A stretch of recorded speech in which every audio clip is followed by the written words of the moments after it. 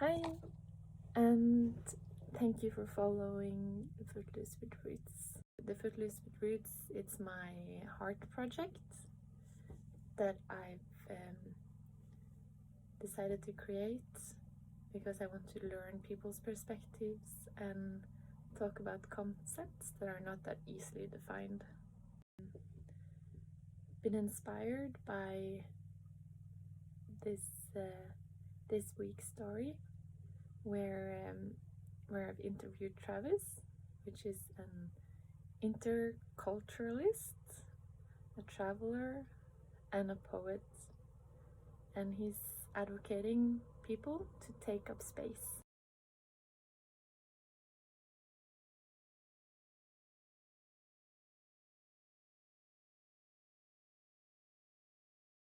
Whitney, a mutual friend, connected us. Yeah, Whitney, and Whitney used to have a cafe called El Nido in Bogota, Colombia, and so I've always had a love for storytelling, for stories, for poetry, and expression. So tell me, I guess more about what you're doing. The stories for compassion. Yes. Yeah, yeah. I kind of wanted to challenge the dichotomy between loneliness and togetherness. And Uh-huh. I think when people tell their story, people can understand like a little bit more about what lives in other people, and it doesn't become that, Yes. what you say, alienated in a Mm-hmm. way. It can connect bonds. Yes. Yes. Yeah. Mm-hmm. So that's Yeah. Yeah. basically the idea. Yeah. That okay. That now that I understand, that's sort of what um we have with paradox and poetry. So the paradox of our existence is poetry, and the poetry of our existence is paradox. You know, That's and deep. I just enjoy those kind of like Yeah. brain teasers. um, but yeah, it's all about stories. It's all about exchanging Mm. stories, and listening to other people's stories and finding ourselves in other people's stories, and in that we are infinite. Everyone is sort of Yeah. infinite, potential. And there's a quote I like by the poet Rumi, um, and it says, "Why stop acting so small? Do you not know you are the universe in ecstatic Mm. motion?" You know, and yeah, I think it's true, and I tend to gravitate towards people who think out loud, who Mm. allow themselves to try things, who risk, you know what I mean, and bet on themselves. But we're all going to take up space, and I'm going to bump against you with my beliefs or what I think or what and this is Yeah, it's funny that you said the thing about bumping into each other. Like we're here mhm, and we're gonna make some friction when we live, right? mhm, With our perspectives and by just being us in a way. yeah, And it's inevitable. yeah, I had this. I'm trying a little bit more to be mindful and living in the now, being more peaceful and stuff like that. Hmm.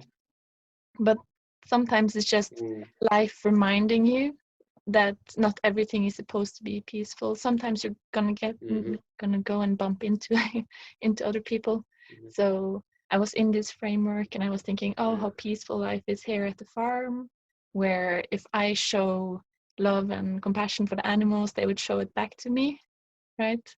And it works in most mhm, cases. But sometimes when I'm around the mhm, cows, they also they can be moody, right? So sometimes it doesn't help if I'm like peaceful and trying to move in my pace in a way, because the cows, they can come in mhm, and they can interrupt this peace.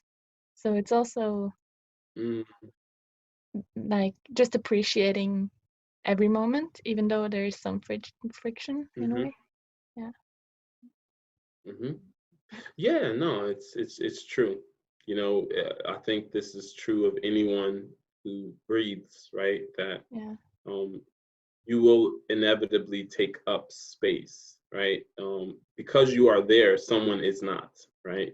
Because Mm. of yeah, the luxuries that one person enjoys, someone may not have. And so, of course, I think being mindful, being grateful, and and I think understanding seasons of life that you're in, right? Mm. And so I think just taking in every season as it is, and knowing, what what uh, what you need to do to get to where you desire to go, or who you desire to be, and having those goals, I think, too. As far as some things that aren't tangible, but more, heart goals, things as far as, I want to, how have I expanded my capacity to love? I think is a good one, what I know love to be, right? And how have I expanded, my capacity to love? There's one question I ask myself, at the beginning of the year and each quarter checking in, you know, to ensure that I am taking an approach that is optimistic, with my endeavors, that I'm propelled by energy of what's ahead of me and not just what has happened. Mm. So yeah, idea of taking up space and what it means for us, especially who, if you've, even people around you, maybe even as you're growing up, who didn't intentionally, like I said, some people have bigger personalities, and they take up all the space in a room or energy, or we have even parents and things like that who do this unconsciously. Or stay in your place as a child, and we kind of learn these sayings and things, about how to curb ourselves, and how to fit. We kind of scan a space and we see, okay, how can I, be, unbother like the atmosphere or anything, so to come into ourselves, I think, is one of the most important things, and even if you, like I said, even if you overshoot it or undershoot it, like to find that rhythm of you, what you love and what you enjoy, you'll have to, I think, find risks. And I'm a big advocate of that, to the whole point of stories and sharing and taking up space. It's okay.